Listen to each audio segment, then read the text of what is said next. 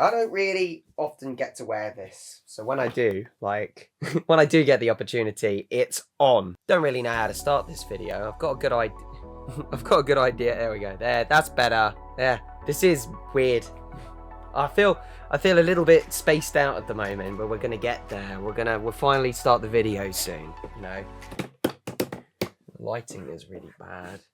Welcome to the Realm of Despheros New Year Special. So, by the time that you're watching this, it is 2026.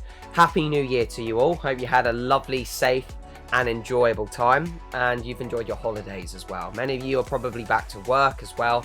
I am as well. I've worked all the way over Christmas. You know, the job that I've got outside of the YouTube stuff, as most of you know, has me working all the way through the festive season. So I told you something was coming. For those of you that follow me on my socials, on Instagram, follow us on the TikTok, and to be fair, some of you on YouTube as well that keep up to date with the posts, I just want to take the time to reflect on 2025. Look back at the D&D journey that myself and Team Despheros, not just the Lost Omens, but Team Despheros have gone on as well, the learning that I've done, and take a little bit of a look into the future as well, what to expect next in 2026. And in that, all of that, I'm going to answer some questions that some of you, and particularly I, really want to answer as well for you guys. We'll have about the Lost Omens, the Nat one-shots, what next for D&D in general, what next, maybe a little bit for MJ Media as well. Before we get going with the analysis of the year, setting resolutions for 2026, and discussing the future of everything, there is one thing that I think needs to be explained first.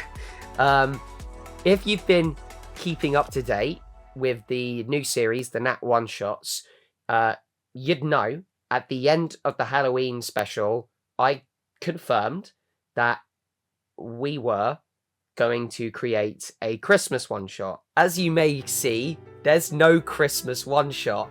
Merry Christmas! There is a Christmas me time though, so check that out.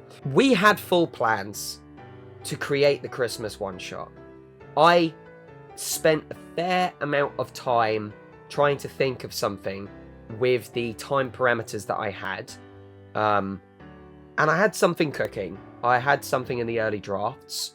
It was all ready to go, but it just didn't happen. We were exhausted. I had a lot of work to do in December. Everyone went home to see their families. I just thought with the conclusion to the Lost Omen Series 1 going onto YouTube, it just made sense for that to be the finale. So, with a heavy heart, I cancelled the Christmas one-shot. I have completed the draft for the one-shot, though, so there will be a Christmas one-shot in the future. Whether we film it soon, whether we film it next Christmas and it gets uploaded next Christmas, you'll have something festive to enjoy from the Realm of Despheros soon. But this year, we just needed to have a little bit of a break. So for those of you that were expecting something festive, I do apologise.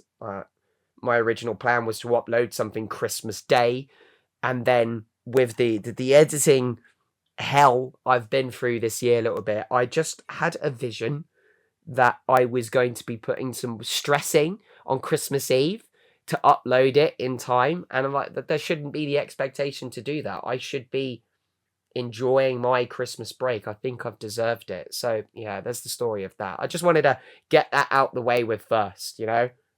I wanted to upload something not instead. I wanted to upload something to sort of not finish off the year, because this is going up in the new year, but to start the new year, to fill the void of the Christmas gap, because you guys deserve something. So it's been quite the year.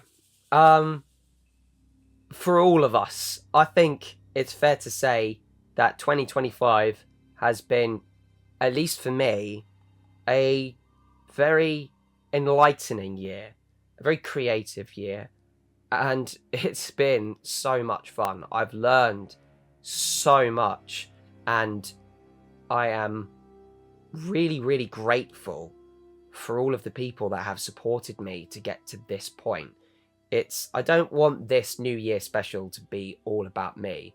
I want this to be about everyone involved in the projects on this channel. The Realm of Despheros was an idea that came to me in COVID, and that was largely thanks to playing D&D and watching D&D as well. And when I finally started to get involved in the game itself, the tabletop game, I just really wanted to give it a go. I've always wanted to get stories out there. I've had so many plans to jump onto YouTube, to create books, to write books, graphic novels as well. It just never hit the ground running. It's not that I didn't believe in myself, I just feel like I lacked the momentum. I lacked the drive. I really love it when things are adaptive. There is no limitations to how far a story can go. The agency of narrative as well. It's quite strong in D&D, and that's why I think I fell in love with it. My original plan was to start off writing a one-shot. And it just got bigger and bigger and bigger because I enjoyed writing it. I enjoyed creating the puzzles. I enjoyed creating characters and environments and a really overarching narrative for a larger world. I had only focused on one section of a fictional world that I hadn't even thought of yet. I haven't even thought of a name for it yet. When I started writing this more and more and fleshing this one shot out, it growing bigger and bigger, I saw it become a campaign. This campaign is not Adventures of the Lost Omens. This is another campaign altogether that I play with a fantastic group of friends of mine off camera, and that has been going on since 2021. If it weren't for those guys, I don't think I ever would have got the confidence to continue DMing and to eventually one day get this far. Despheros is the official name for this fictitious, large-scale realm world that the characters that you know and love and follow are in.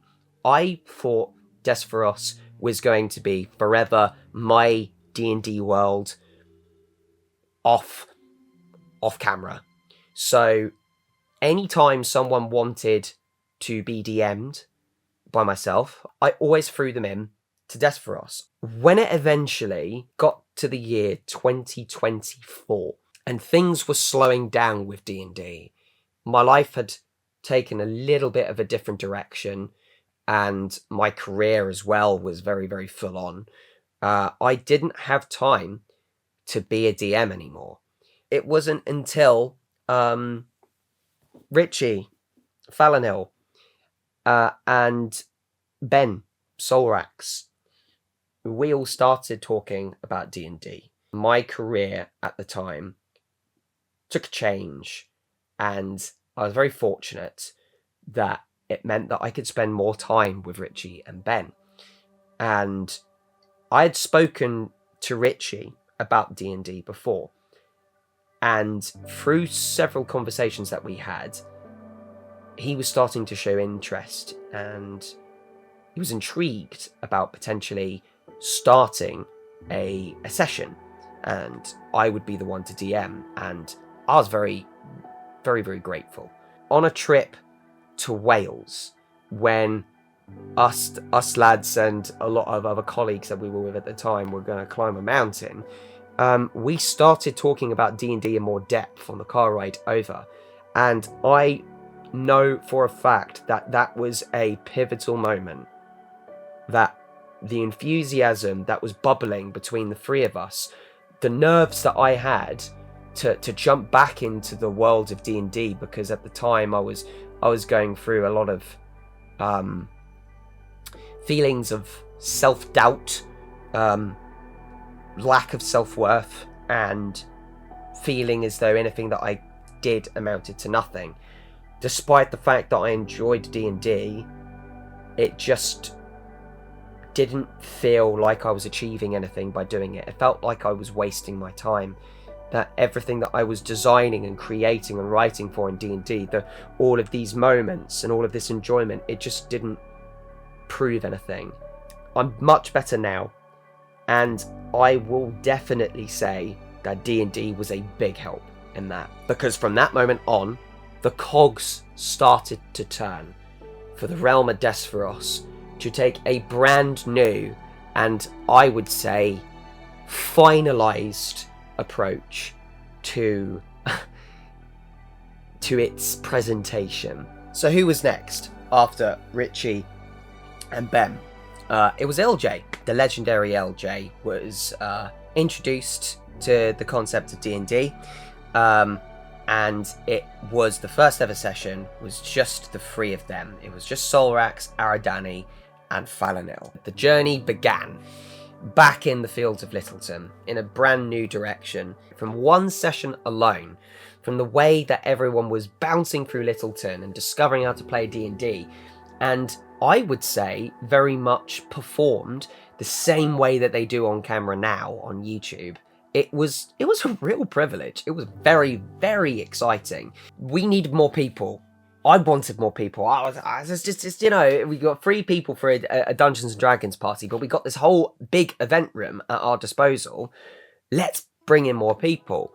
So then the next session happened, and in that session, I brought along one of my friends, Elliot, who has got a strong presence on this channel of MJ Media, and LJ brought along one of their friends, Lizzie, who you know very strongly as Aria on the channel. It was very, very exciting. Lizzie had played D&D before, very briefly, so kind of knew a few bits and bobs of the rules, but wanted to create a brand new character. So then obviously Aria was created. Elliot created his character.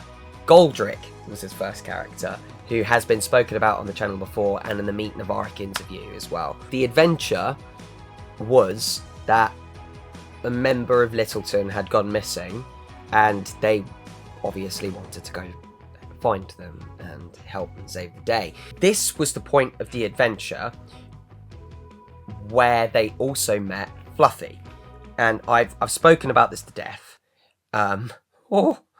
Aradani and Solrax took the time to make this wolf safe, release the wolf and cast speak with animals on it, and reassure the wolf as well. Fluffy didn't even have a name, but the wolf ran off into the cave, was wounded by goblins, and the Lost Omen saved the wolf, and the wolf discovered the true power of love and friendship. The wolf ran off, and in later sessions reunited with the Lost Omens, and that was that. You know, they did all the right roles, and eventually the wolf became their pet. It was in this cave that they met and were introduced to the 6th and final member of the Lost Omens, Alex. He has also played D&D before, and he approached to me with the idea of Bluntsword, the free cream, and he was introduced in a completely different way, because he didn't find and stumble across the lair. He was already in the lair because he was captured by something or someone, and he was already there as a cellmate, you know. And he broke out, and when he broke out, he stumbled across the Lost Omens, and it was getting to almost like, what was it? Probably like session 8 or 9, when we all thought, do we think we could make this work? As in, should we do it online? I was getting into my content creation very, very slowly around the time, but the realm of Despheros, I did have doubts again, because I thought, if I want to introduce the realm of Despheros to the world, to the internet, it's got to be perfect. And then, of course, I realised, no, it doesn't. It doesn't have to be perfect. It just has to be what you create it and present it as. It's a bit of you, it's a bit of them, put it out there. Doesn't matter how good or bad it is, just do it. Give it your best, give it your best shot. That's all you really ever need to do. Always give things a try, give it your best.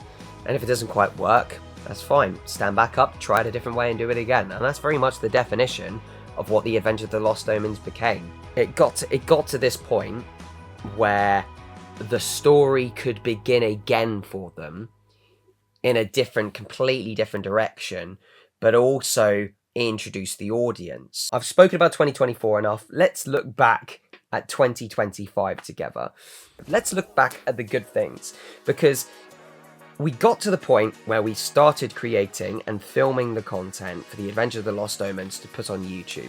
We started creating the interview videos to go. It was the bright, brilliant idea of Richie to interview all of the players so they could introduce their characters to everyone before the campaign even started, because their campaign had already started, so we wanted everyone to get to know them before we jumped in, and didn't have an explicitly, like, you all meet in a tavern, hello, I'm Thalanil, hello, I'm Solrax. It wasn't that, because their adventure had already started. The fear that I had of the camera, this thing being in everyone's face and being in my face, preventing them from being themselves, after Session X just washed away. They're just naturally charismatic, awesome people on camera, and I was just so excited to get going. The other fear that I had was that the story was going to be bland and boring and repetitive and so close to all of the other campaigns online as well. But that's the beauty of the Lost Omens, is that they just literally bring so much to the table that myself as a DM, I can just watch them all day. And sometimes it can be quite bad, because then I'll be just like, oh wait, no, I've got a story to present here. But like, what I'm trying to get at here is that if it weren't for them, none of this YouTube stuff for the Adventure of the Lost Omens would be happening. So they're awesome. I'd say I was also very lucky with the schedule of it, because we wanted it to be consistent. We didn't, ultimately every week wasn't going to work, because I wasn't good at the editing side of thing. I wasn't a quick editor. I'm starting to get to that point now. But we wanted to make it very, very feasible, so I could pull out other productions at the same time. They could crack on with their lives. So we set a sort of like agenda for ourselves of the year. We were going to try to at least do 9 to 10 sessions in the year. So we committed to that, and we set some filming dates down, and we just made it possible for ourselves to meet, and also give me a good amount of time to tidy up all of the footage and get it online, get the audio online as well. I have come a long way as an editor, and I still feel like my journey has to go further. I've still got a long way to go, you know. The audio for the first 2 sessions, I did a fool's thing, and I just recorded the footage without checking if the audio was good or not. Technology! I still need to invest in better microphones. I invested in this bad boy here from the 3rd session onwards, when I realised that the body microphone that I had in Session X and Session 2 was terrible. It wasn't coming up, and if you listen and watch those 2 videos, its audio is just awful. It's been the bane of my life this year, trying to make audio as crisp as possible and not echoey and not reverby, and reduce the humming. And it certainly has kept me up very late at night. It has caused minor panic attacks. It's caused me to really doubt if I should be doing this at all, because all of this stuff I've been doing by myself, creating the story, filming the story, setting up all of the footage, like all of this kit around me, and then with that footage going home and editing it and making sure it's uploaded in time and making the trailer. And then I decided to be foolish and decide to create posters and artwork as well, which is great fun. I've really enjoyed doing the artwork for the Lost Omens, but it's definitely something that I need to slow down on, because I just gave myself so much work. And as I said, as in my interview at the start of 2025, a DM shouldn't be giving themselves too much work. And I did this year, admittedly, give myself too much work, which is going to change. Again, with the lighting has been not so good. Again, in the event, I'm not making excuses. The event room that we're in, there's just windows all around. So it's naturally quite echoey, quite bright, and the natural warmth of the sun and the harshness of the moon as well can tend to create quite a weird room to be in. But who knows in the future? We might be lucky to have different settings, different environments, try new things. And then there were some nightmare sessions where the audio wasn't recording at all. I was recording it on the completely the wrong track, and it shows in sessions like session 7 and the first half of session 8 as well.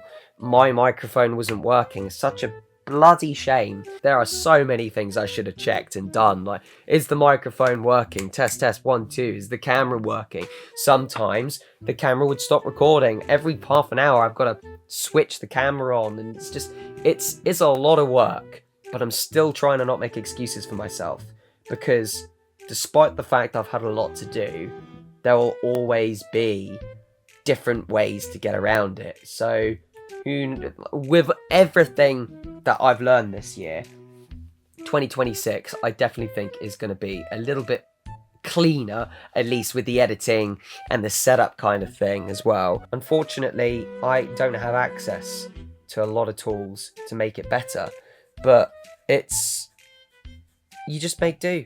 And this is why I just love this series so much, because despite everything and the difficulties of everything that we've been through and I've been through, we made it happen, and I will continue to make it happen because I love it so much. My message to you watching, if you're thinking about being a DM or a player on an online series and you're quite hesitant and you don't think you have the skills or the kit to make it happen, forget about all of the obstacles you think are in your way. The only obstacle that's in your way is you. And as soon as you understand that and look past that, then it doesn't matter. You just got to go for it.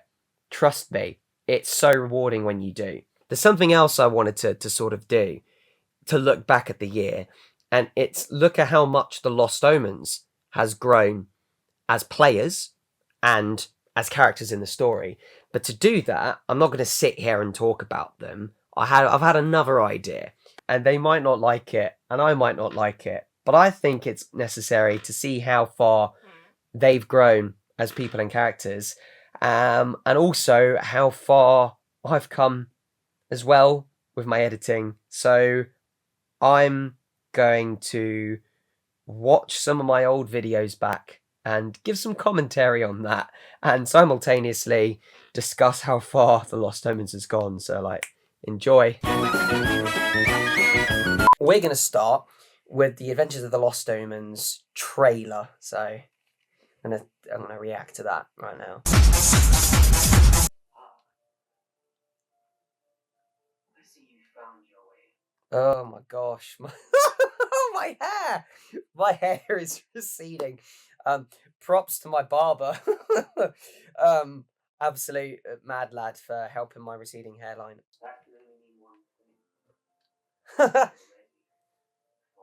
Oh yeah, that chalice is Richie's. Oh my gosh. Floating PNG.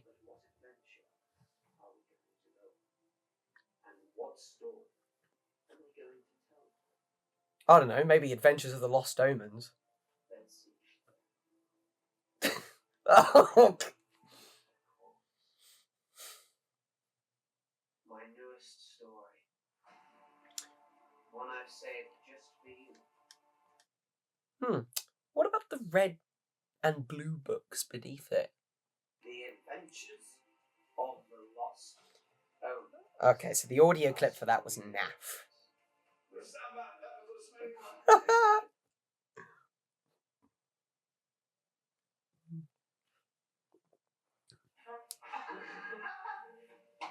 Well, the camera quality was better for that clip than I remembered. So the audio in this trailer wasn't for the Adventures to Come, Session X onwards. that was our 2024 adventure, and I just started to record and practice some of the audio testing. I think that was session 7? Yeah. I think it was the 7th session. It was, I can't really remember. But yeah, context of that, Thalanil had food poisoning. So he started farting and he started making me laugh. But I recorded them, the audio for them, but not for me. Oh, I did record myself.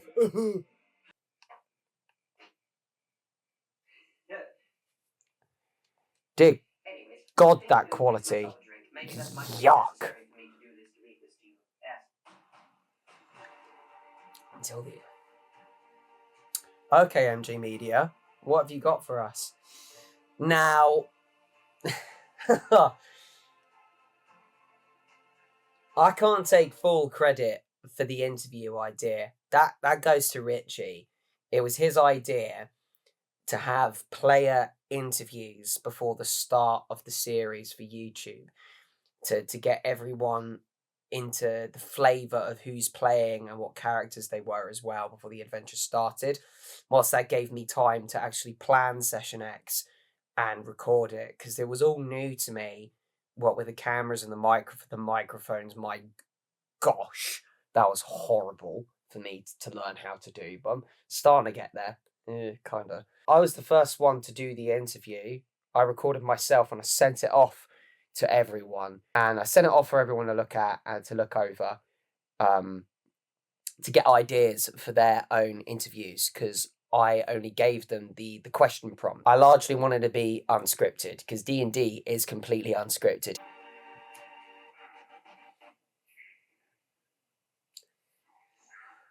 Wow. I like that last laugh. That last laugh has has some deeper meaning to... If you've seen series 1 of the Lost Omens, it's got some deeper meaning behind it. Excuse me. Meet Thalanil. Starting off with a goodie. My boy.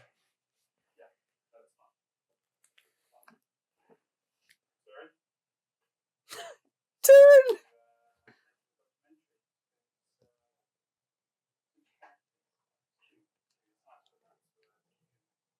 So, yeah, again, this was all unscripted. It was, they made the interview and they sent it to me. And when I got the footage, I was like, okay, what can I do with this? How can I make this funny and wacky? Tailor it to them as a person, firstly, and then their characters second. Because for me, I love the Lost Omens to pieces. The players and the characters, but the players first and foremost. This is their introduction to MJ Media, and I really wanted everyone to just see the brilliance that I saw. The only one with a surname.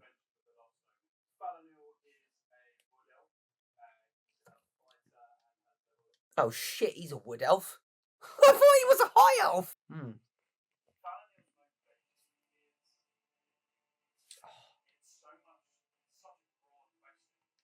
The lighting is naff. Oh, I've come such a long way with lighting. I think. Looking for family. He's looking for companionship. He might have found that in the Lost Omens. He might not have. Yeah, Thalanil's... Oh. I don't remember this. Who is your least favourite Lost Omen? Oh, Richie had such beef with Turin outside of the game as well. I remember him coming up to me. It's just like, that little geezer. I want him gone. Like, I can't stand him. He's oh gosh. And the thing is, his hatred for Turin was kind of justified, because Thalanil had done Turin a favour, and Turin kind of like spat in his face, metaphorically spat in his face, after he found out some backstory about him that you'll find out about in series 1 basically straight away. He just felt like betrayed. It's just like, oh, Turin's so ungrateful. Not only that, he was other things as well. But oh god, it was so funny when Turin kicked the bucket in the pre-campaign. Yeah, Richie very much celebrated.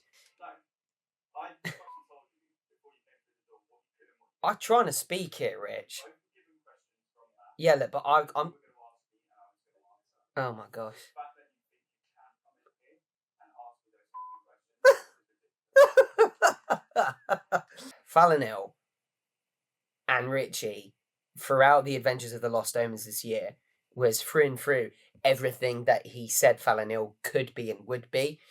There were a few twists and turns at the start, but it's still made for such a, I'd say, naturally charismatic comedic character. Despite the fact his charisma was so low, there was just his boldness and brashness was so entertaining to see. Just someone just so driven, charge into it in everything that he does, even social situations.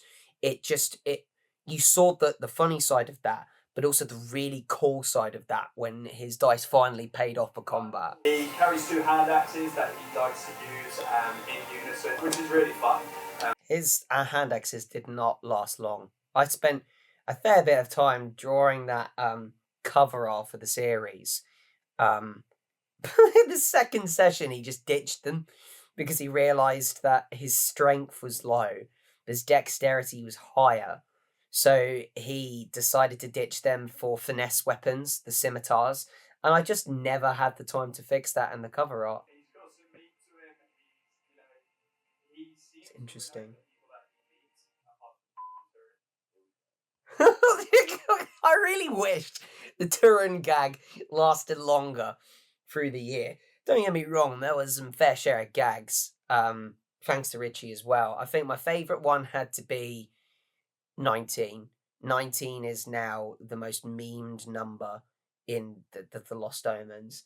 But I think that the one that Richie started, that really stuck, infected everyone else on the table was the... Oh, that didn't really work, did it? Because I'm holding it, the ding. I don't think Matt, I think Matt's doing it. Look at the sincerity in the way that he is on camera. Oh, I'm so lucky.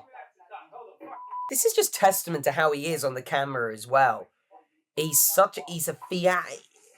theatrics behind the gameplay as well. It always brings 110. They all bring 110%, but I just did like this. Richie, since day one, since session 1, even when he didn't know how to play D&D properly, still gave it his all, moving around the room, using his entire environment around him as just a one of a kind player.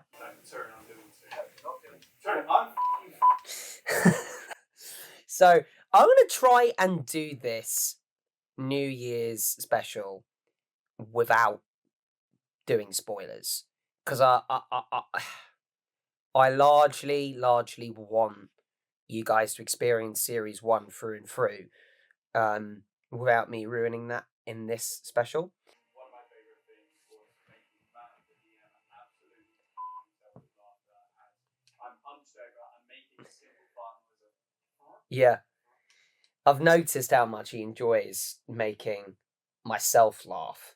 Everyone else in the room as well, the rest of the Lost Omens cast, that's always on his to-do list. When he makes me break, obviously the gameplay breaks flow, and we stop and we just keep laughing. Definitely say the funniest moment this year had to be, alongside, I'd say Ben had to be really funny with his Nat 1 and doing the worm, but I'd say the funniest I've seen Rich this year was when he was failing Constitution saving throws, when he was having a little bit of a smoke.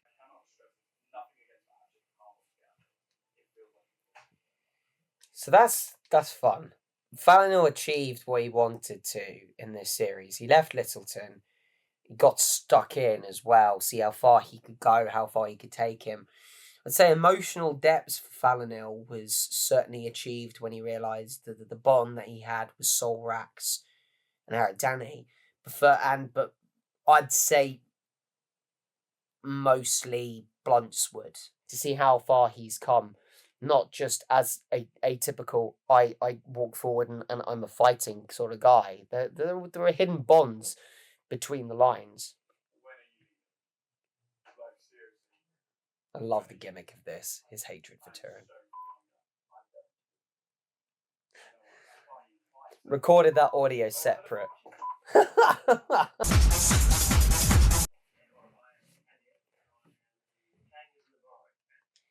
Oh, that is weird. That is really weird. I'm sat in the same way that Elliot is sat in when he had his Novarik interview. I just realised that. That is really weird.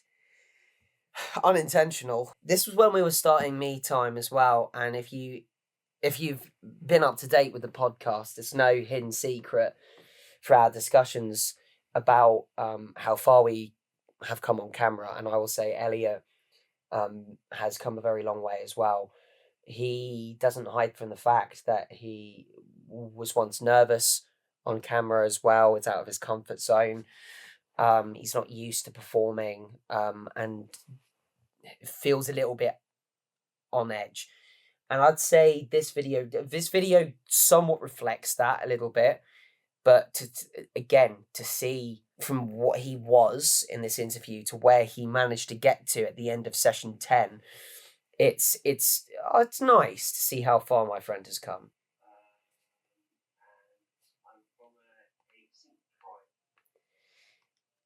Novarik's backstory is definitely one of the more interesting of the Lost Omens, but purely because we don't explore it as much as I thought we would. We did slightly pre-campaign as well. That being said, in the series, we did that in one session, ironically, the one where Elliot didn't attend, we did dive into a fair bit of Novarik's backstory. A little bit, not a fair bit, a little bit. I wanted to see how far we could go with his backstory, but instead, this is why I love the game so much, we ended up diving into other characters as well. Solrax and Aria's, namely, with Novarik, there's a tale to be told there. There is a tale to be told. He wants to restore his tribe to its There you go. Restore his tribe.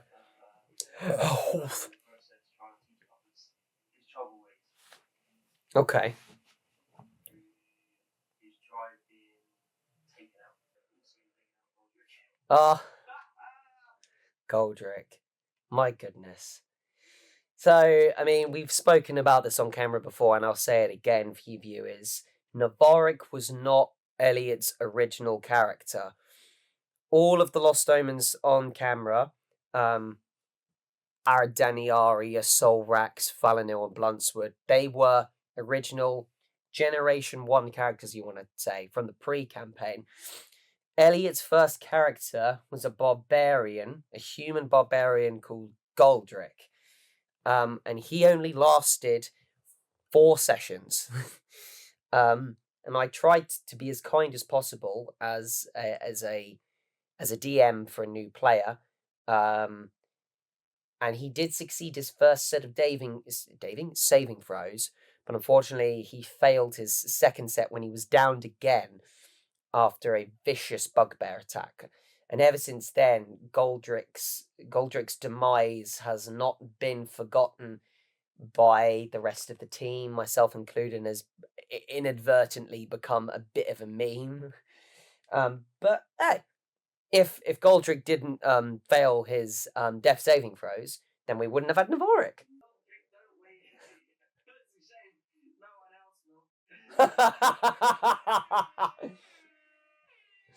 Oh, that's so cruel. I remember editing that video now and just absolutely pissing myself laughing. Wow.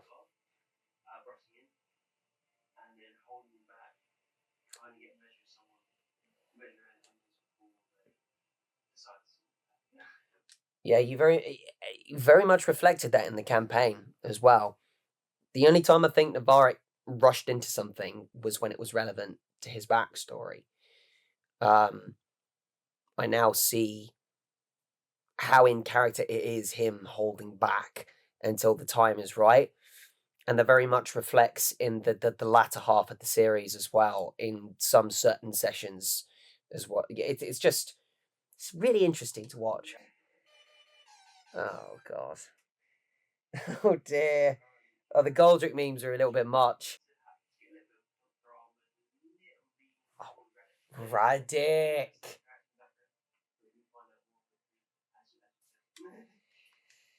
So, backstory to Radic.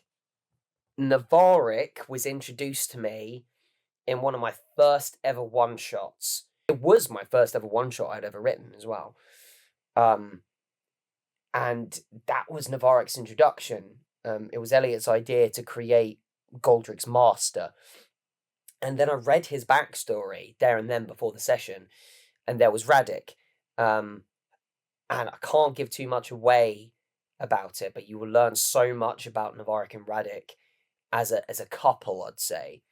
As a bit of an item, instead of the devil on your shoulder, basically a demon that is it holds strings above you, but its hands tied on the strings. So when you move, the fingers move as well, but when the fingers move, you move. So one can't function without the other. Instead of being at the mercy of Radic, even though brings power and life to Novarik, has a little bit more of a challenge when he tries to coerce and manipulate and get his way. I'm going to go back to this thing that I always love about D&D. D&D should be something that you can't control, with the DM as well, DM included. So Radic really reflected that. Radic also has to roll a dice. It's just been a hell of a ride with Novarik and Radic as well. And I just can't wait to see where it goes next. Vanilla, but then at the same time, a little spicy. And also, when you bite into the pizza, a demon whispers in your ear. There you go. I can have a bit of pepperoni too. Yeah, that was cool. Novarik's reveal in the pre-campaign was one of my proudest improv moments. Goldrick died with 45 minutes to spare of our session. On Goldrick's final death saving throw, I had him sit across the fire, a campfire, from his master. But I didn't describe Novarik, who had previously been spectated by other players. When Goldrick rolled his final death saving throw and his soul faded away, and the vision of his master stood up watching his disciple die, I then began to describe Novarik's armor, and I saw Richie that the cogs started to connect and to whirl. All of a sudden I said, then Goldrick's master, Novarik, stands up, and I had the name drop in Novarik. Then I started talking as Radic straight away, and everyone lost their minds, and just like Phoenix ashes, just his Goldrick's body blew up into flames, completely incinerated. Novarik was there.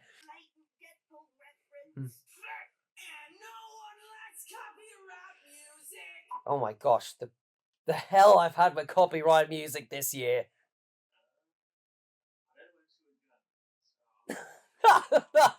Neither do I, Elliot. Is there anything else that you'd like to allude No, about? no. Or anything else that you'd like to say? No, there's another meme coming, isn't there? Oh, cringe. Cringe! Okay.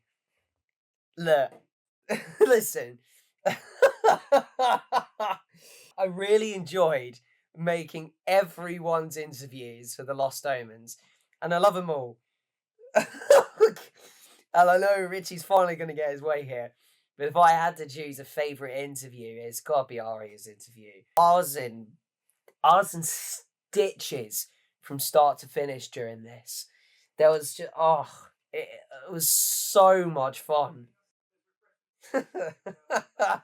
It's already, it's already making me laugh. Oh, because I know what's coming. Oh, Lizzie's fantastic. She's awesome to work with as a player.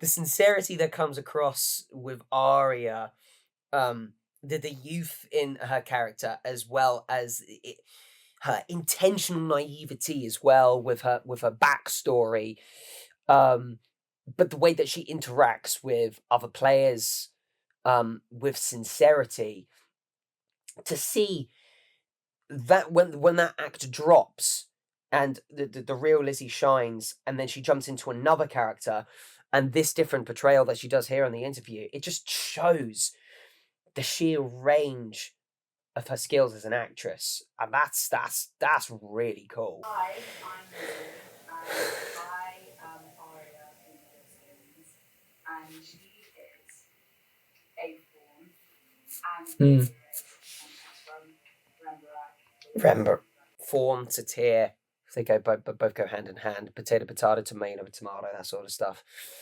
Rembarak. When Aria's character was created, I was side by side with Lizzie, and Lizzie had like a preliminary backstory and said, like, okay, I want Aria to be from a kingdom like this. And I looked at my own world, and Rembarak fit the bill pretty damn well. So I then said to her, perfect. Now that we sorted that out, we'll have another conversation one day about Rembarak and how much Aria knows and how much she doesn't know, you know. It's no, I'm not spoiling anything. It's no secret that Rembarak is spoken about in the Adventures of the Lost Omens. But then the conversation never happened. Then I just threw Lizzie under the bus in multiple scenes where she was supposed to recite her backstory, and she had no idea what to say. Was just looking at me across from the table, like, what should I say? And I was just like, I don't know, go on, say it. It was quite mean on my part, I'd say. But no, it made for some real core moments of the series that we all look back and laugh at. In a good way. Yeah.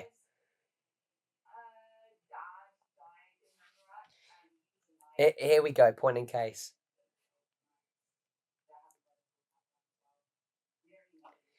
Catalan.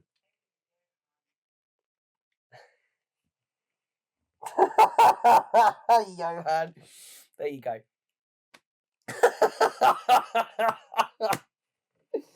Oh, I'm such a turd for that.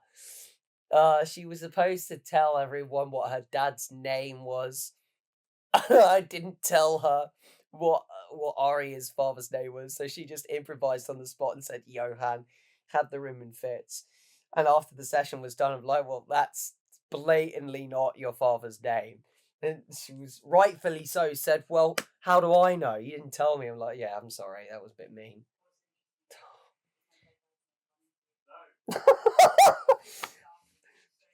The way that this is edited is one of my favorites. I love jump cuts. There's something about jump cuts that just crack me up. This is another side of Aria as well, because Aria can't handle her drink. And when this really nice, and again I'll keep using the word sincere, character has these moments where they lose control, it's quite funny. It's you see it a little when in a couple of the sessions when Aria gets intoxicated. It's I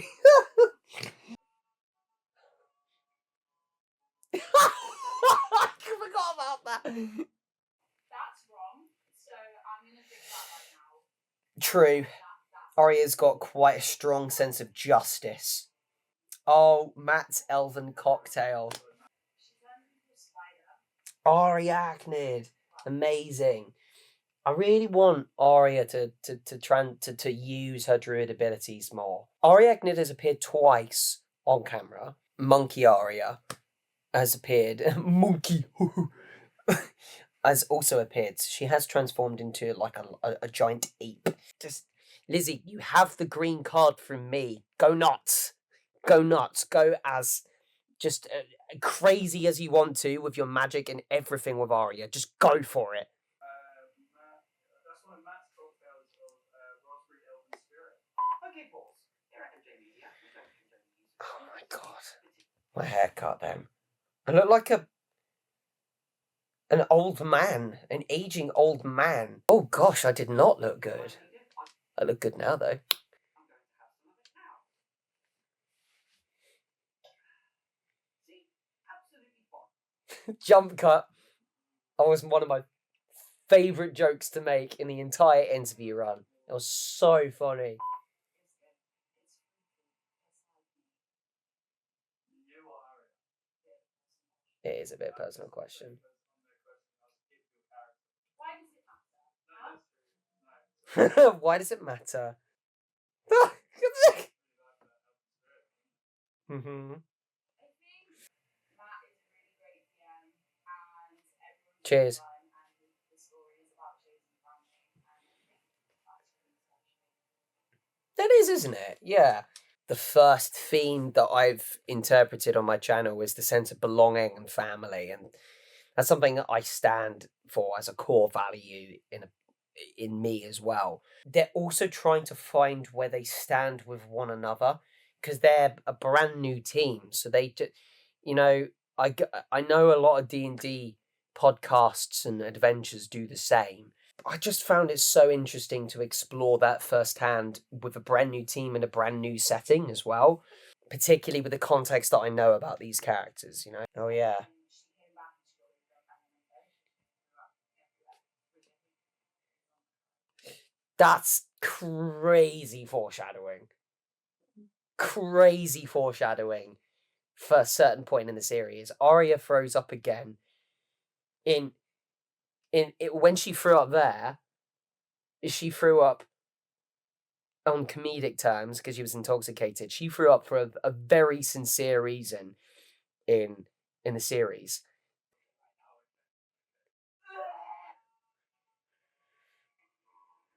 That sound effect was from one of my all-time favorite YouTube poops. So glad I found it.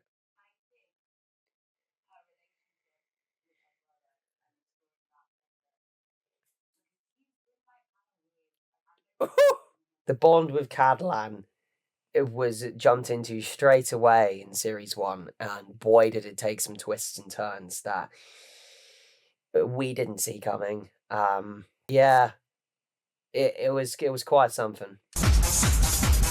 Alex left for a job abroad, and please don't hurt me, Alex, for forgetting where that was. We all just like, no, don't say no, go, give it your all, learn new things, be your best self, which unfortunately was 1 month before we started filming the series of Adventures of the Lost Omens for MJ Media. Very sad that you didn't get as much Bluntsword as we wanted you to, but you still got a bit of Bluntsword. You still saw a sliver of that greatness that we all saw as well. To see to see that acting range come across, and the nice delivery, and then just a really quick joke with keep maintaining that base the whole time without breaking over his own words. Fun is the best way to put it. 3 creams. He originally wanted to be something else. I can't remember what race he wanted Bluntsword to be. He then said, "Can I be an Ant-Man?" And I'm just like, absolutely you can. There's a race called the Free Crane. And the rest is history. No, we don't. No, we don't know where Bluntsword is from. I do. I spelled free with the free from the Free Crane. Funny joke.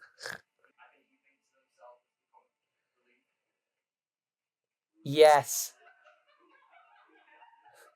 Don't think I've ever seen Richie laugh as much as he does when he's with Alex, you know. It's just a quick delivery of Alex's humour instilled in Bluntsword, and it's really interesting watching back that interview back.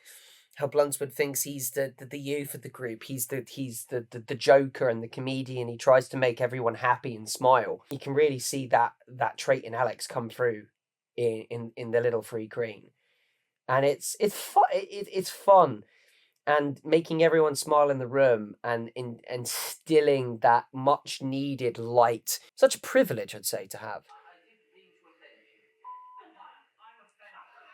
I completely forgot about that. The mayor of the mayor of Littleton assumed that the Free Queen was a servant or sort of like a butler to Aria when they met with the mayor in the pre-campaign. So this assumption came across in quite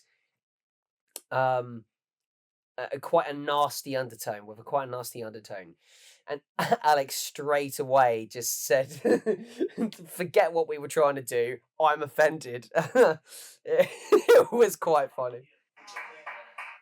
Oh no, the bazinga and the dab? Friend-oriented person.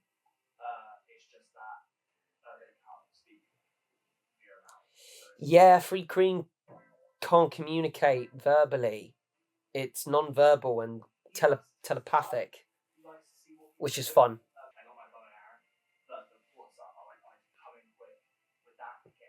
And you've only used the quarterstaff once. Interesting. Write that down, DM. Bazinga. A combo bowl of wham and chips. I think that would be his. You need to watch, I'd say, Session X, Session 2 and Session 3, and including Bluntsword's re-entry to the campaign as well, to put the pieces together and sort of theorise how Bluntsword left and came back as well. We had to make that as a joke. We had to make the non-verbal communication a joke in the interview. Again, there it is, yeah. I'm really interested to see your theories about Bluntsword, his backstory, how he left and how he returned. I'm really interested.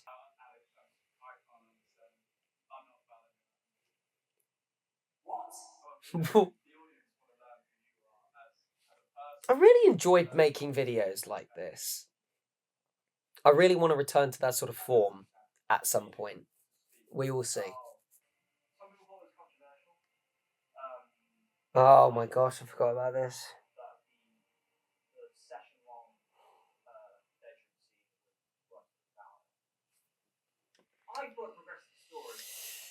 So, to context, there was a bedroom scene with Bluntsword and Thalanil. Was it a session long? I don't think it was that long. It was quite a drawn out scene. Bluntsword doesn't understand social norms. This is the way I'm interpreting it. He wanted to protect Thalanil, so he slept underneath Thalanil's bed. The actual nonsense of it was Alex seeing how far he could go. He said, I'm going to sleep underneath the bed. And me as a DM, I was just like, yeah, roll me stealth. And he rolled stealth, and he rolled stealth very, very well. Because after that, Bluntsword and Thalanil were pals. And you can see that throughout the series, how much Thalanil missed Bluntsword. How much he looked, when he woke up, the first thing he did was look around and look for him. Not underneath the bed, but he sort of figured it out. It wasn't weird. It wasn't weird. It wasn't.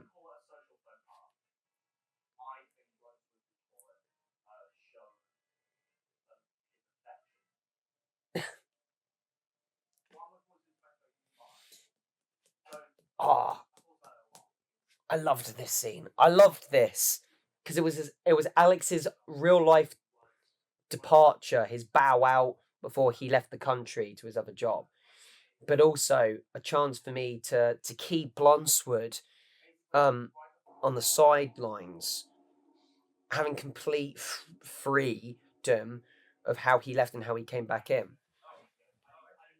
But we had to represent that in the interview as well, to let everyone know. I love that little boy. I love Bluntsword. Oh, my laptop is so dusty. That's cringy. He just left. Yeah, there you go. What do you mean you don't know? I'm sorry for shouting. I'm sorry. Do you know where he is? You don't? Where did Alex go, man? Nice. Nice. To context, there was a bedroom scene with Bluntsword and Thalanil. Was it a session long? I don't think it was that long. It was quite a drawn out scene. Bluntsword doesn't understand social norms. This is the way I'm interpreting it. He wanted to protect Thalanil, so he slept underneath Thalanil's bed. The actual nonsense of it was Alex seeing how far he could go. He said, I'm going to sleep underneath the bed. And me as a DM, I was just like, yeah, roll me stealth. And he rolled stealth, and he rolled stealth very, very well. Because after that, Bluntsword and Thalanil were pals. And you can see that throughout the series, how much Thalanil missed Bluntsword. How much he looked when he woke up. The first thing he did was look around and look for him. Not underneath the bed, but he sort of figured it out. It looked weird. It wasn't weird. It wasn't weird. It wasn't weird. It wasn't weird. It It wasn't. I call it a social faux pas. I think Bluntsword would call it show his affection. What was his favorite line? Ah, I loved this scene. I loved this because it was Alex's real life departure, his bow out before he left the country to his other job, but also a chance for me to keep Bluntsword on the sidelines, having complete freedom of how he left and how he came back in. But we had to represent that in the interview as well to let everyone know. I love that little boy. I love Bluntsword. Oh, my laptop is so dusty. That's cringy. He just left. Yeah, there you go. What do you mean you don't know? I'm sorry for shouting. I'm sorry. Do you know where he is? You don't? Where did Alex go, man? Nice. Nice. LJ really shone in this interview. There was a lot of confidence in the way that she represented herself. And Aradani as a character as well, because Aradani is quite the confident bard. She knows what she wants, or at least she thinks she knows what she wants in game. And that adds a depth that I'd say both of us, me as DM and LJ as Aradani, didn't realise that we had. And that scope has been opened. We can see the horizons. We're both discovering things about Aradani. And that makes for such an intriguing, flavourful, interesting gameplay.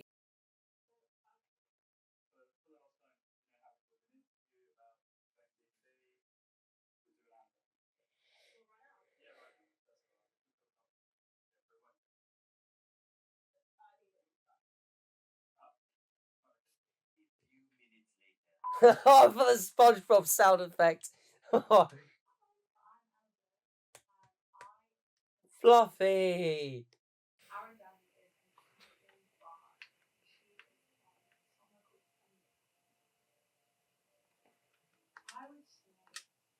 Interesting. Where is Aradani from?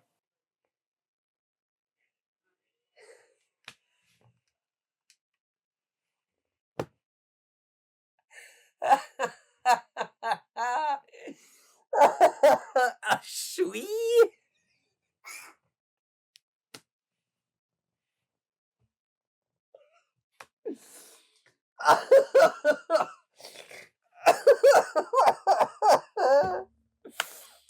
The dog sound effect zooming in on Fluffy's face. Oh,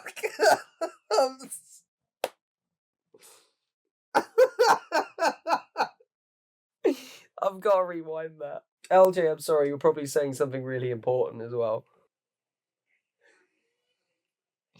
Wasn't nearly as funny that time because I was really trying to listen to LJ's words, but that, oh, God, oh my gosh, that was funny.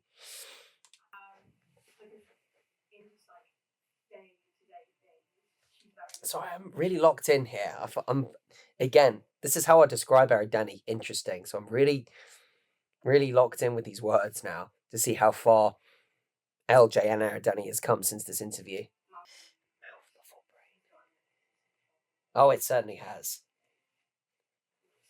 Yeah, as a bard, Aradani is a very loud person. And it is bark before bite, intimidation before performance. I'd say, I would also say strength before song. Certainly the most unique bard I have ever seen, and one I'm very honoured to DM as well, because it's not every day you see a bard so confident that they feel as though they don't need to perform their own bardic abilities. They don't need to inspire. They know who they are, so why would anyone else have to say otherwise? But that does, throughout the campaign, or it does have its good moments, but it also has its moments of consequence, as I'm sure LJ will definitely testify to that as well, with the way that certain things transpired in the campaign.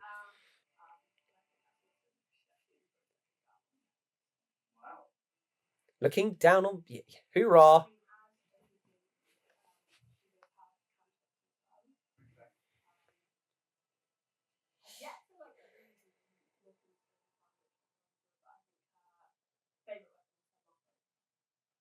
Certainly the one that you've used the most, yeah.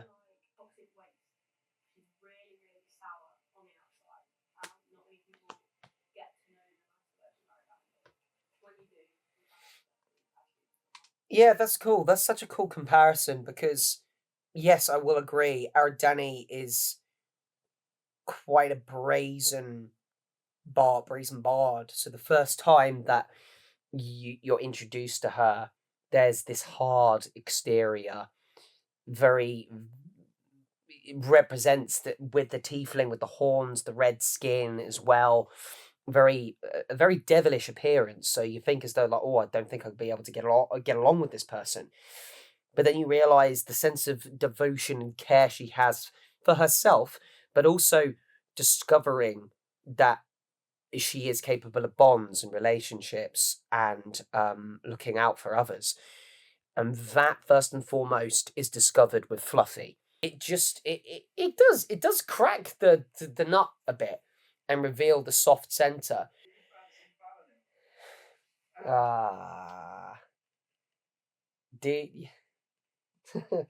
Well, come on. Yes, again, also no secret. Richie and LJ are together. The way that Aradani's been written, she wouldn't get along with Thalanil. As a result of that, Thalanil and Aradani formed a very, very special bond, but one that had to be worked for, not just given, you know? Oh, this compilation. I really wanted to sing here. I've always wanted to sing on YouTube, but it's really hard to do it without copyright strikes. And again, we were joking about shipping characters in the Lost Omens before ships were even a thing. Oh my gosh. Talk about bonds. Aradani and Aria, they started off being very close-knit friends. But then their friendship got really tested throughout the series in multiple moments. So again, the rekindling of that friendship and the up and downs that they've had have been, again, it's been such a great watch, because I know Lizzie and LJ are really good friends. And it's so cool to see that represented in other one-shots, namely the Halloween one-shot, where they were Tabaxi twins with one another. So give that a watch now if you haven't, because it's so cool to see them finally work side by side. Yeah. Wink. Non-spoiler, I didn't plan for Fluffy to be a companion of the Lost Omens. Not in the slightest. It was just the rolls of the dice. It worked really well. Aradani and Solrax got on very well with a wolf early pre-campaign, and Aria saved the wolf's life later in the cave that they were traversing through. And my logic as a DM was just like, well, if they save this wolf after having good bonds with it, then I will ultimately leave all the possibilities there for them, for the wolf to maybe become a companion, an NPC that follows them. And they just did everything right. They just ticked all the boxes for the rest of the pre-campaign. The rest of them got on with Fluffy, Bluntsword, Thalanil. So it was really quite special to see that come across, and Aradani and LJ took a massive shine to Fluffy, and it was so lovely.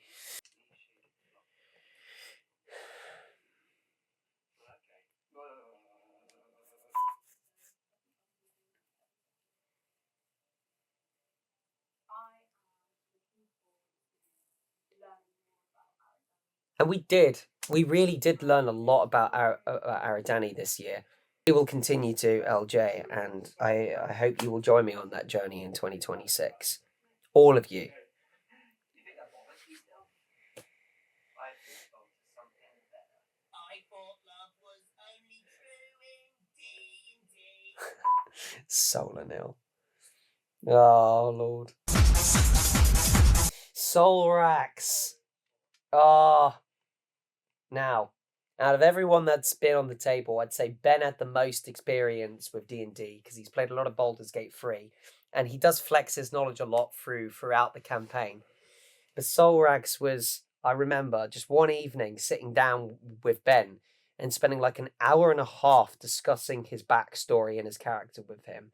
Solrax has so many layers. Ogres have layers. Solrax has layers. But my gosh, what an awesome paladin he is. Just a tank, a sheer tank through and through.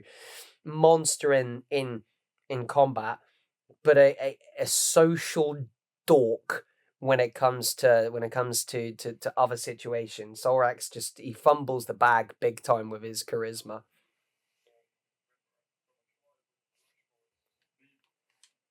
Yes.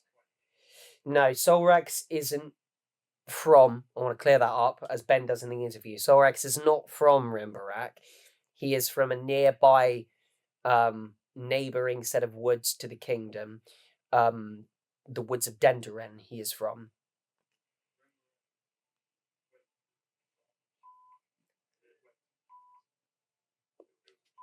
Yeah, I mean, if you're looking for a non-spoilery thing about Rimbarak, there it is. Ben summed it up really well. Rimbarak went through shit, and it was shit.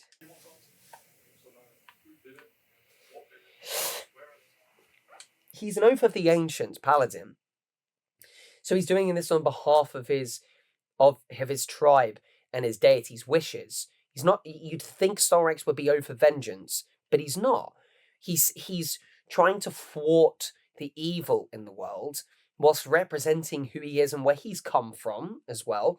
Not directly seeking revenge, trying to thwart the darkness and quell the darkness, and can try to, on the way, let that lead him to his true purpose and where his retribution might lie. The whole shebang. Oh, this was fun to film. The wonky glasses. Gosh, I lost my glasses. I lost my sunglasses, and they were really cool aviators. So for this, I borrowed my friend's sunglasses. Thank you very much for that.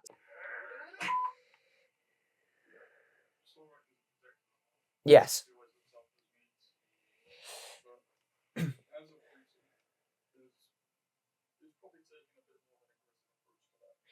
I'd say he is. He is a tribesman. He's again showing his family bonds. Oh, brain fart there. Oh, bleep that out, Matt. Oh, edit that out. There you go, Ben. You get your own back.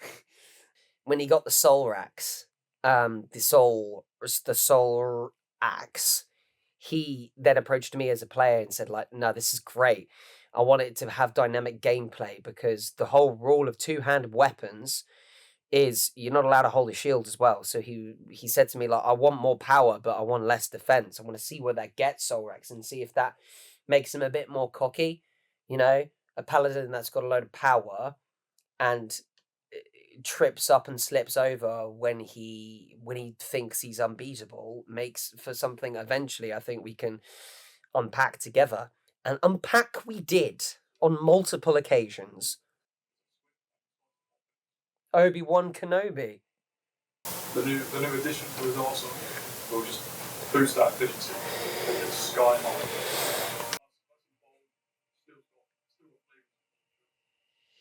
He doesn't shy away from that. He doesn't shy away from the whole nature vibe as well. I think that's very special. You think some dragons would be more fire-based and power-based, but no, Solrax he is from nature, one with nature, and he always tries to represent that. Yeah. Oh.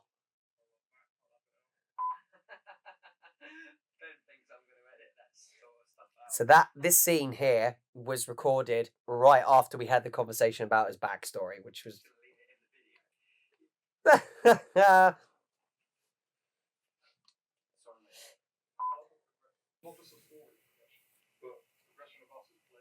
Yeah, me too. I think that's really special.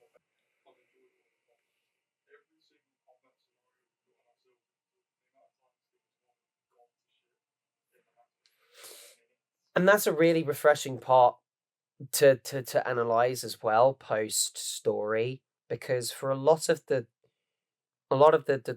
I'd say a lot of the series, a lot of series 1 didn't have as much combat as I thought it would. They did certainly have their combat scenarios, but it's not quite fight all the time, because they've got to get to those stages as well. But when they do, because they have this full sense of security of just talking all the time, when it hits the fan, and you've got to be ready. And I just feel Solrax and Ben have always got the two ready. He's always ready for combat and always ready for every other situation as well. Whereas the other characters are a little bit up and down. Solrax is that one that gets that blessing. So to see him jump into a fight just like that's been great.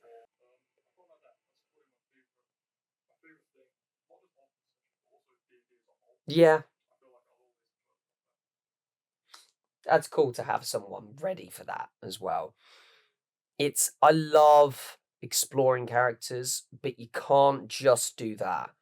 With D&D, you have combat.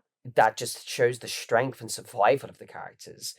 And that only holds up if their character is ready. And, to be fair, if the dice allow. Yeah, the Solrax has also gone through a lot of development this year as well. Wink. Come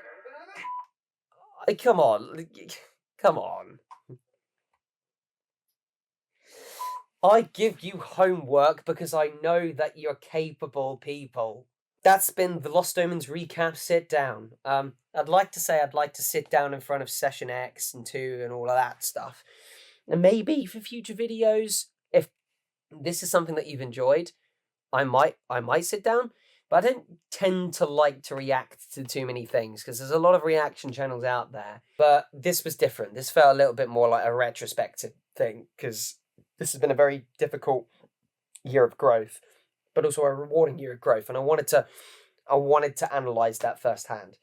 Again, if you want to see me react to the actual D&D adventures and give some commentary on it, maybe have a few of the Lost Omens sit next to me as I'm doing it, let me know. Back to the New Year's special. Hey, that was fun, wasn't it? Yeah, that was really something. Meant every word that I said in the video. The Lost Omens mean the world to me. So they deserve their chance to shine. There's one more thing that I want to talk about for 2025 before I talk about the future. And those are my favourite moments of the year.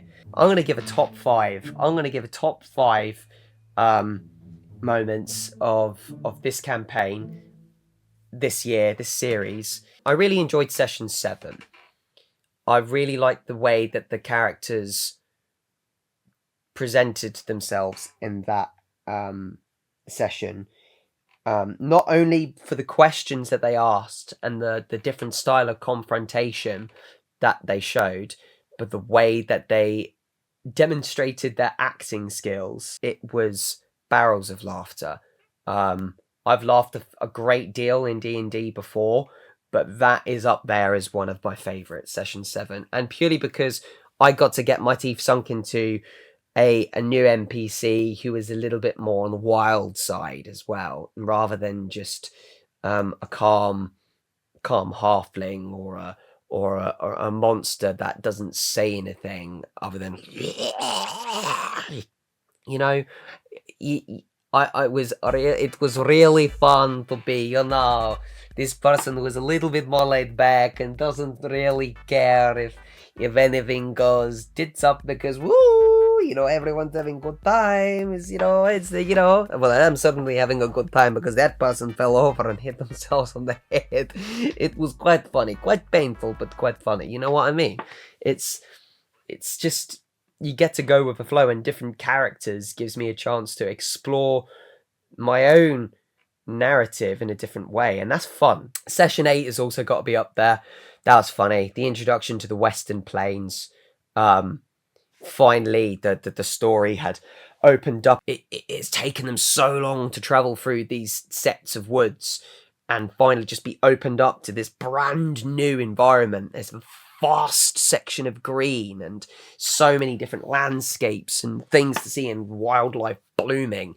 I was beyond excited to show them a different part of the realm, but also demonstrate the sheer size of the realm as well, because it's not just simple as you walk down a path for 1 hour and you're at the next town. It resulted in the most sporadic session and a random session so far, because I did random wildlife encounters, which resulted in the Lost Omens almost almost losing one of their ranks, Thalanil, when he picked up a big rock, tried to throw it over the edge to hit a monster in the face, and Solrax was helping him, threw the rock too soon, and Thalanil almost fell over the edge. Oh, fuck. At the same time, Solrax's dancing abilities were just sending the room into fits of laughter. I do definitely think that was the most that we all laughed collectively. But I think Session 7 has got to be the one that I laughed the most, because I just adored the way that they acted there as well. But Session 8, that's special. That's got to be up there. Session X, that's very special. That's very special for me. That was a good start, because it had been a while since they jumped back into the Lost Omens. At that point in time, we did the prologue finale in December of 2024, and we filmed Session X in February 2025. So it had been a full month and a half of them not playing as their Lost Omens, so they hadn't lost it at all. And it was a bit different because the camera was staring them in the face this time. I started to see the potential direction that each of them could go on through the narrative. And for me as a DM, I sat down in awe of that in Session X. I just watched them. Obviously, I needed to get involved as the characters and the environment, but I just really enjoyed watching Session X and editing Session X, even though it was really hard to edit. Session 2 was the most difficult to edit, I'd say, but Session X is up there, the beginning of the adventure. And there was a fair bit of memes in there as well, with Cadillac as well, and the flirting bet. Session 6, that was intense. It was nostalgic as well, because the session started with the original trio. It started with Aradani, Solrax, and Thalanil. The trio were haunted by spectres, and it was up to Aria and Novarik, who was acted as me, that session. I acted as Novarik. I was given the reins of Novarik that session from Elliot, and it was up to them to snap them out of it. I'd say one of my favorite combat scenarios this year, because it was just dynamic and the initiative was darting back and to Rich. He rolled double nat 20, which was great. The whole when they were getting snapped out of it, when they were slowly ascending into the sky, and Rich slowly going, oh, I'm going. The strongest one there was almost defeated by wolves. That was crazy. The backstory of Novarik coming into it, that was fun. It was just a really dynamic session. That's the best way I can describe it. I certainly had fun being spectres as well. You know, like that's what, you know, just being a little bit more ghostly instead of oogie boogie woogie. Finally, I gotta say, the finale. Really enjoyed that. I spent ages planning that because session 9 was filmed. I think session 9 was filmed in August or September. So at the time that we filmed the finale, it had easily been 3 months at most since they had played as their Lost Omen selves. So it had been a while. So I had to think. They've had so much time to plan for this and think what they're going to do. Of all the different directions it could take and all of the different scenarios I thought could be, they just ultimately did what they always do and stick together and just fight their way through. And if you haven't seen session 10 yet, I highly recommend you watch that, because I really don't want to spoil anything about that. It just came across to me like a proper finale of everything that we've been through this year, everything they've been through as characters. Oh my gosh. Do I talk about the one-shots? Do I include the one-shots in the list? Because I really want to. Because if we're being specific here about my favourite session of the year, it's got to be the first Nat one-shot that I did. The No Time At All one. That had been on my idea board for ages. Nat one-shots had been on my idea board for ages as well. So that's number one. If we're really talking about for all of the sessions in the year, it was No Time At All is my favourite. But if I'm excluding that, my favourite Lost Omens session of the year has got to be session 10. That was really assembling the troops, all 6 of them physically in front of me for this big dramatic showdown. It was great fun, something I don't think I'll ever forget. Session 8 is going to be number 2. Number 3 is going to be Session X. I'm going to put Session 7 as number 4 and Session 6 as number 5, if I have to put it in the list. Why didn't you pick the other sessions? I really like the other sessions. There's just things about those that warrant the list. So let's quickly talk about the Nat one-shots, because I've introduced them. So I have done one-shots before. I had written one-shots before. They did one-shots in 2024. They did, I think, about 3 of them. It was looking like there was an opportunity for us throughout the year to take a little bit of a break from the Lost Omens. I think it was after session 7. It was session 7. I think so. Yes, it was after session 7 part 2 went up.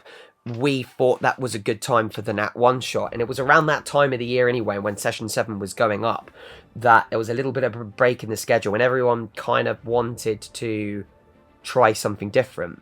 And that was when the Nat one-shots that I wanted to do, I wanted to put one-shots on the channel, came into the fray. And I had this idea of, for No Time At All, churning since the start of the year. I'd already sort of had it on the back burner in case we couldn't film a Lost Omen session. And I was just making it really complex. It was not it was just more plot holes, more plot holes, more plot holes, and I was just not making it an easy time for myself. But then, as I committed to writing it, there was some breakthroughs that I got to that really fleshed it out as one of my favorite one-shots I've ever created. I don't want to spoil the one-shot. If you haven't seen the one-shot, I highly recommend you watch it. So, you know what? I'm not even going to put spoilers in this video. I just think I was just lucky. That's all I can really say. Certain things happened in the one-shot, which made for such a memorable gameplay. It's a long watch, but it's a great time, and it's got so many twists and turns in it that are still spoken about today. What can I confirm about 2026 to you now? Not much. No. I don't know how. I don't know when. I don't even know where at this point in time, at the time of filming this video, but we're going to make it happen. If there's anything that I've learned from 2025, is if you put your mind to it and you push through and you persist, despite everything that you think you might know, any limitation in your way, you can push past it and you can create and you can do things, and you can do things that you dreamed about doing.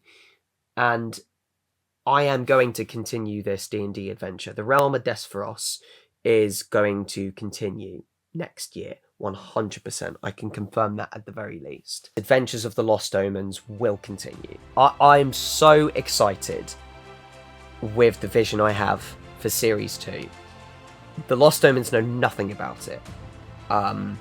So if any Lost Omens are watching this video, hi, you're still not going to know anything about it until we start filming.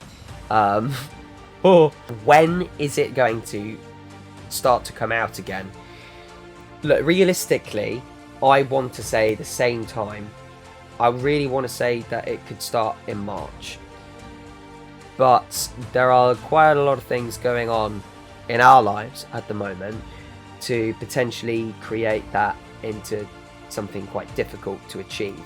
So it could be March, it could be April, but I do definitely want to say I'm going to make this much more possible and doable, and I will say Adventures of the Lost Omen Series 2 is going to happen in the first half of 2026.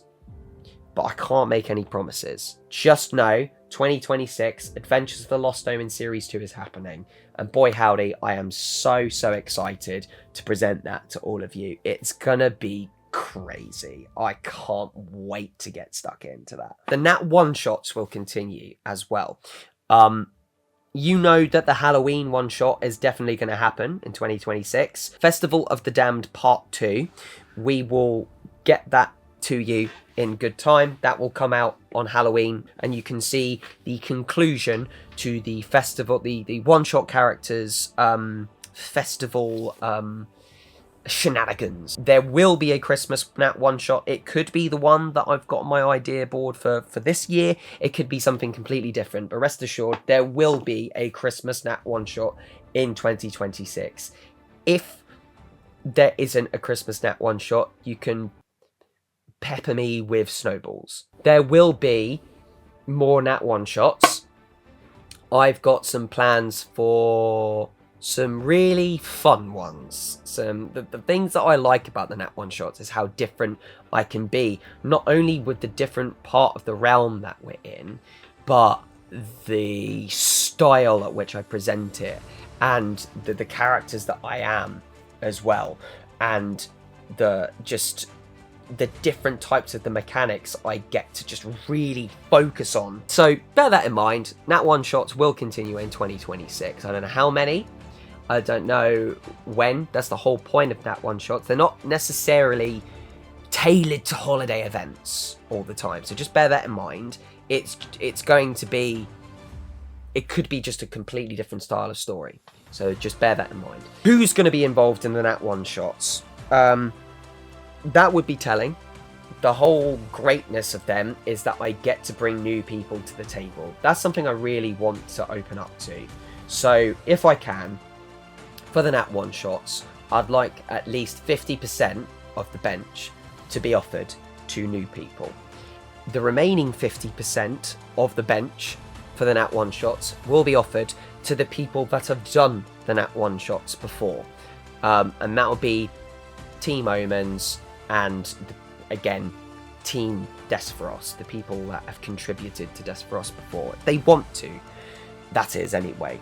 But that's the way I'm going to look at Nat 1 shots next year. 50% of the bench, so at least 3 spaces will be offered to brand new guests, and the other 3 will be first come, first served to any of the players that have played before that want to participate. Something that was supposed to come out this year, an episodic adventure that has been filmed, has been recorded, called The Terrors of Tendwin, and I advertised this on my channel halfway through the year, around session 4, I believe.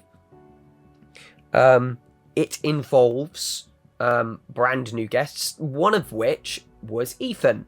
And Ethan, you can see him in both Nat 1 shots. Audio only adventure. It's only audio. It's not. We didn't film it with a camera. We only recorded it with a microphone.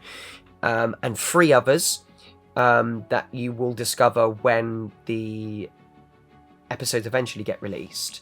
I don't think I was in a good position to begin releasing them this year. I had aimed for an autumn release date. I promised an autumn release date to many people and on the trailer as well. And I had even mapped it and scheduled it out on my diary when and how I would upload them. It just didn't happen. It just didn't, because the workload that I had given myself with the Lost Omens, with the one-shots, with me time, combined with all of my real-life affairs, I was giving myself too much to do again. On top of that, I don't have all of the audio at my disposal at this point in time. I'm very grateful that there's other people involved in the Terrors of Tendwin project that are helping me with the audio. When I have everything at my disposal cleaned up for Terrors of Tendwin, they will begin to release on YouTube and Spotify, and I will make an official announcement about that when that comes out. As it stands now, I have half of the Terrors of Tendwin ready to go. The other half still needs a little bit of work. But again, I feel as though, because I want to focus on Adventures of the Lost Omen Series 2 and the one-shots in 2026, what I might do is I might release the Terrors of Tendwin as an episodic sort of adventure when the Lost Omens and the one-shots need to take a little bit of a break. It has been postponed from autumn 2025. Judging by the theme of the adventure that we gave it together, I anticipate it could be as late as autumn 2026 that it comes out, because I just need everything right for that. And that's a really different adventure with completely different players, and yeah, a very unique a style of play from certain players as well that I think might be fun to listen in on, or might not be. There is something else I wanted to discuss about for 2026 for the Realm of Despheros. Because the Realm of Despheros is, as is described, a realm, the scope of things is growing ever wider. This is very exciting to me, because I don't want to focus on one spot at one time with the Lost Omens, demonstrated by the one-shots. But the one-shots are a little bit different. I am working on something very exciting for 2026. I can't give away too much information about it yet. What can I say without giving too much away here? I'll leave it at this. Because there's so much more I want to tell, and so much more I want you to see, you're not just going to have one campaign in 2026. Things are hitting the ground running now, and I don't want to shy away from the potential to make Realm of Despheros bigger. I've learned so much about workload and what not to do. And for those of you that follow us on TikTok, thank you very much. Hopefully, I can get on top of TikTok, because I feel like I've really fallen off TikTok with the short form content. But I'll try my very best to churn out all of those in the new year as well, in 2026. I don't think there's much more I wanted to say, other than thank you. Thank you for taking the time to watch this video. Thank you for taking the time to show interest in anything that the Realm of Despheros has presented, that I have presented, that the Lost Omens has presented, that Team Despheros has presented. We're a very young team in that we've only been doing this. We've been playing D&D together for almost 2 years, but we've only been doing this YouTube adventure for about 10 months. In that time, the reception of the adventure alone, to me at very least, has been very touching, very surprising. I've been moved, encouraged, motivated. Every single view on the videos, every single like, every single share, it makes my day. Even one view alone on one of my videos makes my heart soar. Special thanks to the Lost Omens, of course. Every one of you, Richie, LJ, Ben, Alex, Elliot, and Lizzie. Love you all. Thank you always for being you. Special shout outs to Ethan and BK for joining the Nat One Shots as well. Shout out to my family as well for putting up with me with my D&D nerdy antics, the stress that I put myself through to plan the sessions, to prep the sessions, to get the maps ready, to fight the woes of Adobe, being my biggest cheerleaders as well, and I will say my closest friends as well on the sidelines, taking interest in D&D, a lot of them taking the time to watch it as well and give me loads of feedback, or at least if they don't watch it, to be very supportive and lovely and keep on saying, oh no, you can do it. So to all of you that have been there for me for the Realm of Despheros this year, I owe it to you. And to everyone watching this video now, to all of my subscribers, you are making a creative soul's life even brighter than he could ever think it could be, it could dream it be. I'll always be thankful for the support that I have. So with that, I will end the video there. The New Year special's over. They've got a lot of footage to edit here, so I don't know when this New Year's special is gonna go up. The channel might be a little bit quiet, at least for a month, for January, so I can cook the new ideas for 2026.